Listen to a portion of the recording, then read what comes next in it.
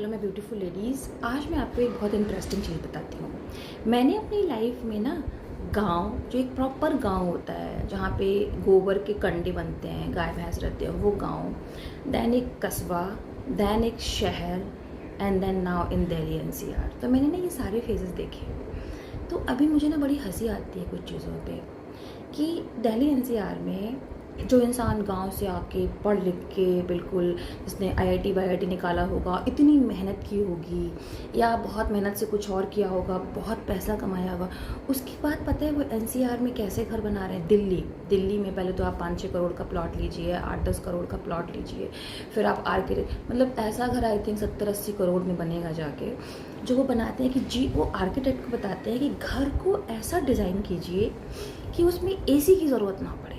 हमें एसी नहीं चाहिए, क्योंकि एक एज के बाद ना ये सब, जब आप गांव में रहते हो ना, तो आपको बहुत बड़ी बात लगती है एसी वेसी। आप एक उस क्लास से पूछिए जो एक बहुत हायर क्लास, अब जो रिटायरमेंट फेज पे आ गई है, तो उन्हें अब घर चाहिए जिसमें एसी की ज़रूरत ना पड़े। इतना उसको क्रॉस वेंटिलेशन होना चाहिए और ये सब होना चाहिए। उसकी दीवारों के बीच में ऐसा कुछ ग्रास टाइप या जो गाय का गोबर होता है या जो मड होता है वो भर के पता नहीं क्या क्या करके ऐसी दीवारें बनाओ, ऐसी छत बनाओ।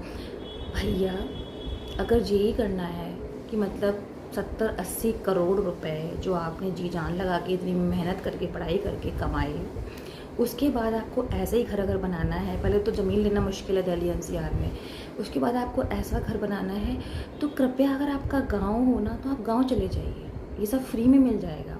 और 10-20 करोड़ वहाँ लगा दीजिए तो जनता आपको भगवान मानने लगेगी, है ना।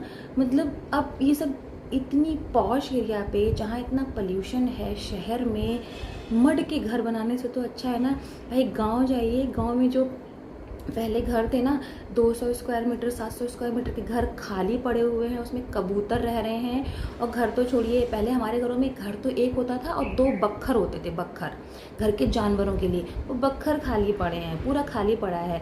आम के, अमरूद के, गन्ने के खेत भरे पड़े हैं। आप यहाँ जो अपना प्यारा सा गार्डन मेंटेन करते हैं, 10-12 हज़ार किसी कंपनी को देते हैं गार्डनिंग करने के लिए कि वो आपके पौधे मेंटेन करे।